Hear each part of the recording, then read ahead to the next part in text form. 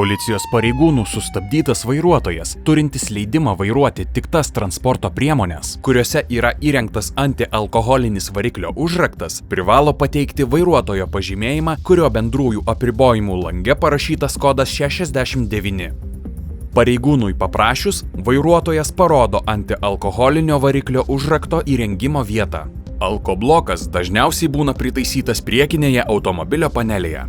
Įstatymai nenurodo tikslios antialkoholinio variklio užrakto įrengimo vietos. Vairuotojas privalo parodyti įrenginio sertifikatą ir įrenginio montavimo sertifikatą. Sertifikatuose turi būti įrašyti antialkoholinio variklio užrakto serijos numeriai, kurie turi sutapti su pūtimo testo įrenginio kitoje pusėje esančiais skaičiais ir raidėmis. Montavimo sertifikate įrašyta automobilio markė ir valstybinis numeris, montavimo data ir oficialus įmonės antspaudas. Sertifikatuose turi būti pažymėta jų galiojimo data. Vairuotojas neturi teisės savavališkai persimontuoti alkobloko sistemos į kitą transporto priemonę. Vairuotojo paprašoma išjungti transporto priemonės variklį ir palaukti ne mažiau 5 minutes. Tada alkobloko užraktas pradeda veikti.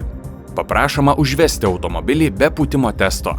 Jei variklis neužsikuria, alkobloko sistema veikia. Toliau paprašoma užvesti automobilį atlikus pūtimo testą.